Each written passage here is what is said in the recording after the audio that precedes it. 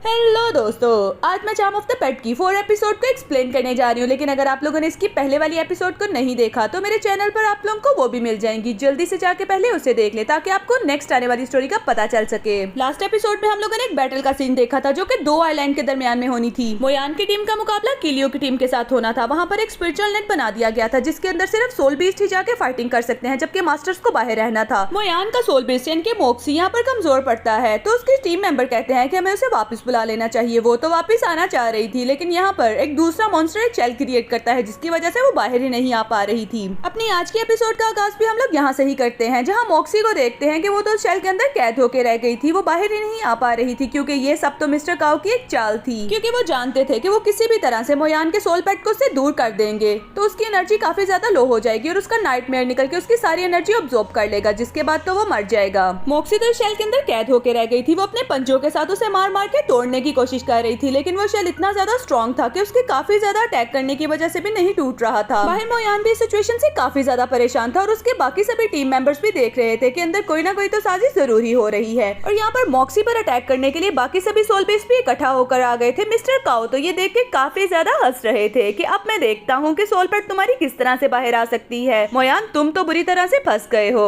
इधर मोयान भी सामने की तरफ देखता हुआ सोच रहा था कि अब तो मुझे 10-10 बीस्ट के साथ मुकाबला करना है। मुझे बैटल में किसी भी स्टेप पे कोई भी गलती नहीं करनी होगी। फिर किलियो का एक आदमी अपने फायर बीस्ट को ऑर्डर करता है कि फौरन से जाके मॉक्सी को जला के भस्म कर दो और उसका रोस्ट बना दो। वो बीस्ट पे बिजली की तेजी से जाता है और फायर टॉर्नेडो क्रिएट कर देता है मॉक्सी के चारों तरफ। लेकिन जैसे ही वो फायर खत्म होती है तो हम देखते हैं मॉक्सी तो बिल्कुल सही सलामत वहाँ पर खड़ी थी। मोयान की पावर बहुत ज्यादा लो हो रही थी, तो वो मॉक्सी को ऑर्डर करता है कि जल्दी से अपनी स्नेक पावर एक्टिवेट कर लो। मॉक्सी भी अपने साइज से 2 गुना बड़ी हो जाती है और फौरन से उस बीस्ट के ऊपर अटैक करती है। इस जबरदस्त अटैक से तो वो बीस्ट 2 मिनट को भी टिक नहीं पाता और मॉक्सी के पंजों से घायल होकर फौरन अपने मास्टर के पास वापस चला गया था। उस आदमी का सोल पेट जैसे ही उसमें वापस किया तो घायल सोल पेट के आने की वजह से वो भी काफी घबरा के पीछे की तरफ गिरता है। और यहाँ पर फैंक्यू ये देख के काफी खुश हो रही थी और कहती थी कि वाओ, मॉक्सी ने काफी अच्छा परफॉर्म किया, लेकिन अभी भी हम इस मुकाबले को जीते नहीं क्योंकि अभी भी सिर्फ 2nd स्टेज और 4th स्टेज बाकी है। तो उसका साथी भी कहता है कि हाँ, तुम बिल्कुल ठीक कह रही हो क्योंकि इसने तो अभी तक सिर्फ अपने 8 लेवल की पावर्स को यूज किया है, लेकिन आगे का मुकाबला काफी ज्यादा टफ होने वाला है। जितना मोयान इस मुकाबले को इजी ले रहा था, ये मुकाबला उतना इजी भी नहीं। दूसरी तरफ उनकी टीम का एक पावरफुल बीस्ट तो मारा जा ही चुका था, इसीलिए वो अपने बाकी सोल पेट्स को भी ऑर्डर करते हैं कि फौरन से मॉक्सी के ऊपर अटैक करो। मॉक्सी जो कि अपनी स्नेक पावर को एक्टिवेट कर चुकी थी, वो अब एक मूनलाइट फॉक्स बन चुकी थी जो कि पहले से भी ज्यादा काफी पावरफुल थी और वो फौरन से उनके अटैक को डॉज करते हुए यहाँ वहाँ भाग रही थी ताकि वो उसको पकड़ ना सके। मोयान के सोल पेट की पावर देखते हुए सभी लोग काफी हैरान हो रहे थे क्योंकि कोई भी मॉक्सी से एक्सपेक्ट नहीं कर रहा था कि वो अपने इतनी ज्यादा हाई टेक्निक्स का यूज करके सभी बीस्ट को इतना आसानी से डॉज करेगी। लेकिन मूनलाइट फॉक्स तो बैटल में मौजूद बाकी सभी सोल पेट्स को काफी बुरी तरह से टफ टाइम दे रही थी और उन्हें बिल्कुल भी उनके हत्थे नहीं चढ़ रही थी। ये देखते हुए सामने बैठे हुए मिस्टर काओ को भी बहुत गुस्सा आ रहा था और कहते हैं कि मोयान को जितना मैं इजी ले रहा हूँ उतना इजी नहीं है। जब तक मैं इस इंसान को कॉफिन में नहीं देख लेता मुझे चैन नहीं मिलेगा। और किलियो का भी यहाँ पर कोई बात नहीं चल रहा था कि वो कौन सी पावर का इस्तेमाल करे ताकि मॉक्सी को हरा सके। फाइनली वो अपने सोल पेट से कहता है कि जल्दी से अपनी राइडिंग विद नो डोमेन को ऑन कर लो। और दूसरी तरफ उसके सोल बीस्ट भी अपने मास्टर का ऑर्डर पाते ही इतने ज्यादा पावरफुल और एनर्जेटिक होते हुए मॉक्सी की तरफ बढ़ना शुरू कर देते हैं और सामने आते हुए ही मॉक्सी के ऊपर थंडर स्टॉर्म अट्रैक्ट कर देते हैं, जिसकी वजह से वहाँ पर बहुत ज्यादा ब्लास्ट हो रहे थे। और उनका मास्टर अपने सोल पेट को गुस्से में ऑर्डर किए जा रहा था कि इसकी जान ना छोड़ना, इसको कहीं भी जाने ना देना, यहाँ तक कि ये मरने के करीब पहुंच जाए, इसको जहन्नम तक पहुंचा कर ही वापिस आना। देखते ही देखते मॉक्सी के चारों तरफ यहाँ पर फायर स्टॉर्म फॉर्मेशन क्रिएट हो गई थी जिसने मॉक्सी को एक जगह में कैद कर लिया था। मॉक्सी तो उस जगह से निकल नहीं पा रही थी। यहाँ पर उसका मास्टर अपने बीस्ट को मुसलसल ऑर्डर किए जा रहा था कि अपने नोडेमोन में इसको कैद करके रखो, यहाँ तक कि ये यहाँ पर ही जल के भस्म हो जाए। यहाँ मॉक्सी बेचारी तो बैटलफील्ड में इतनी बुरी तरह से फंस चुकी थी कि वो एक जाल से निकलने की कोशिश करती थी तो दूसरा जाल उसके सामने तैयार होता था। ये देखते हुए उसका एनिमी बहुत ज्यादा खुश हो रहा था और कहता है, मेरे बीस्ट, इसका वो हाल करो कि इसको निकलने के लिए कोई भी रास्ता ना मिल सके।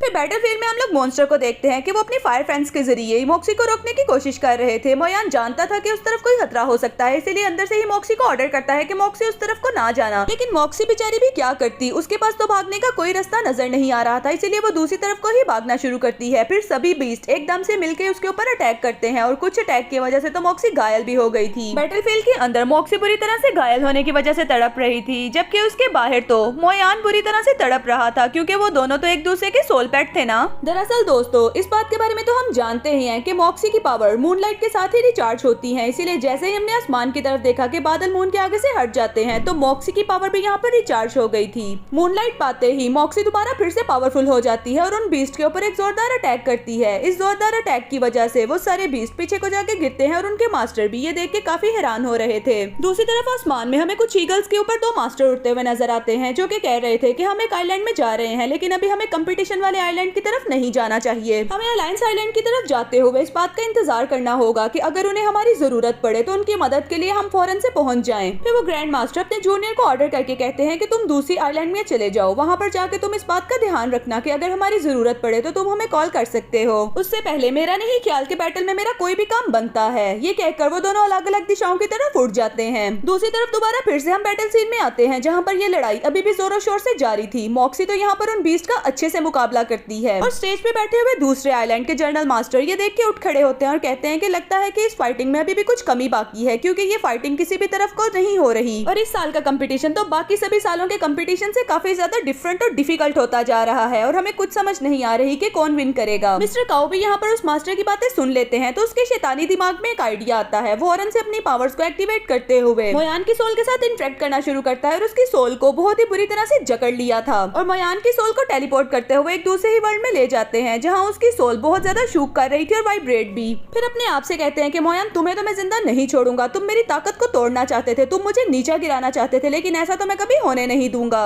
और तुम्हें क्या लगता है कि तुम इतनी आसानी से मेरे स्पिरिचुअल विंग्स को तोड़ सकते हो? ये कहते हुए वो और भी ज्यादा गुस्से से भर गए थे और मिस्टर काओ अपनी पावर का इस्तेमाल करते हुए मोयान को बुरी तरह से अपनी सोल में जकड़ लेते हैं। मिस्टर काओ के इस हिडन अटैक की वजह से मोयान तो अंदर ही अंदर से टूट रहा था। दूसरी तरफ मॉक्सी की भी कुछ ऐसी ही हालत होने जा रही थी, लेकिन तभी यहाँ पर हमारी फाइटिंग में एक जबरदस्त ट्विस्ट आता है, यानी कि मून दोबारा फिर से स्काई पे शाइन करना शुरू करता है। तो मोयान भी मॉक्सी से कहता है कि मॉक्सी मूनलाइट। अपने मास्टर की कमांड पाते ही मॉक्सी मूनलाइट से भर जाती है और फौरन से हाउल करती है।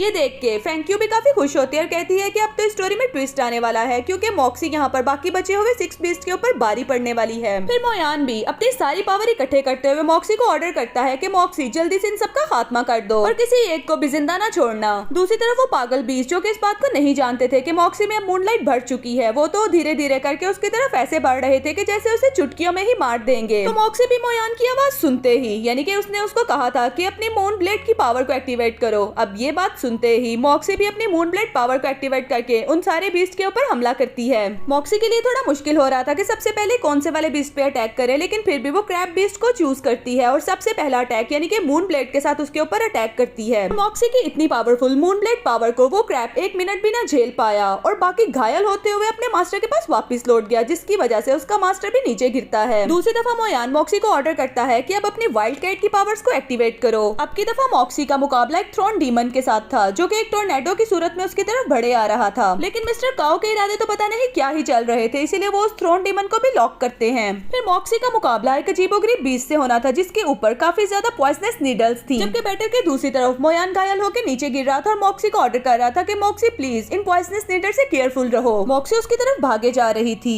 और वो डीमन रोल ओवर करते हुए अपनी सारी नीडल्स हवा में थ्रो करता है और मॉक्सी भी हवा से जंप करते हुए नीडल से बच ही जाती है। तो बाहर खड़ा हुआ कीलियो ये कहता है कि अब थ्रोन डीमन को भेजने का परफेक्ट टाइम है, इसीलिए वो मॉक्सी की तरफ अपनी पर्पल लाइटनिंग का यूज करते हुए थ्रोन डीमन को भेज देता है। दूसरी तरफ मोयान भी मॉक्सी को कमांड करते हुए कहता है कि मॉक्सी प्लीज इन क्लोन से बी केयरफुल रहो, क्योंकि तुम्हें लगेगा कि तुम्हारे सामने ये कोई पर्पल खड़ा है, लेकिन ये कुछ भी नहीं बल्कि ये सिर्फ उनके क्लोन्स हैं। तुम्हारा फोकस सिर्फ सामने होना चाहिए जहाँ पर थ्रोन बीस्ट खड़ा है। तो मॉक्सी भी उसकी कमांड पाते ही सामने सीधे की तरफ चलना शुरू करती है जहाँ पर वो दूसरा बड़ा बीस्ट खड़ा था। फिर देखते ही देखते ऐसा लग रहा था जैसे सभी बीस्ट ने एका कर लिया हो, क्योंकि वो सभी बीस्ट एक एक करके मॉक्सी के ऊपर अटैक करे जा रहे थे। मॉक्सी के लिए खुद को प्रोटेक्ट करना काफी ज्यादा मुश्किल हो रहा था। इसमें से एक तो रोलिंग बीस्ट था जो कि रोलिंग करते हुए मॉक्सी के ऊपर अपने पॉइजनस नीडल थ्रो कर रहा था। दूसरी तरफ मॉक्सी का मुकाबला स्टोन डीमन के साथ था और वो सभी बीस्ट बारी बारी यहाँ पर मॉक्सी के ऊपर अटैक करे जा रहे थे और मॉक्सी भी यहाँ से वहाँ जाते हुए उन सभी बीस्ट का मुकाबला कर रही थी। ये सिचुएशन हैंडल करना मोयान के लिए भी काफी ज्यादा डिफिकल्ट हो रहा था, तो मॉक्सी को एकदम से कमांड देता है कि शेंगटोंग योंग से दूर रहो। मॉक्सी भी मोयान की बात समझ चुकी थी, इसीलिए हवा में उड़ते हुए भी अपनी फायर आइज का यूज करते हुए हुए उस अजीबोगरीब से मॉन्स्टर यानी कि नीडली मॉन्स्टर के ऊपर अटैक करती है, जिसकी वजह से उसे फायर लग चुकी थी और वो मॉन्स्टर नीचे गिरते ही फायर में जलना शुरू कर देता है। उसके मास्टर बेचारे को इस बात का क्या ही पता था, तो वो फौरन से अपने मॉन्स्टर से कहता है कि सनग्रास मेरे पास वापस आ जाओ, लेकिन सनग्रास जैसे ही उसके पास वापस जाती है तो उसको भी जला देती है। तो एल्डर मास्टर अपने बंदे की बेवकूफी देख के एकदम भड़क उठता है और उसे कहता है कि पागल, क्या तुम्हारा दिमाग काम नहीं करता कि इस तरह से तुम जलते हुए मॉन्स्टर से कह रही हो कि वापस मेरे पास आओ? क्या तुम नहीं जानती कि वो तुम्हें भी जला के राख कर देगी? लेकिन अब पछताने से क्या ही हो सकता था, क्योंकि वो तो लड़की बुरी तरह से जल के भस्म हो गई थी सिर्फ अपने सोल पेट की वजह से। और इसी के साथ हमारी आज की एपिसोड यहीं पर ही खत्म हो जाती है। तो मिलते हैं नेक्स्ट एपिसोड में।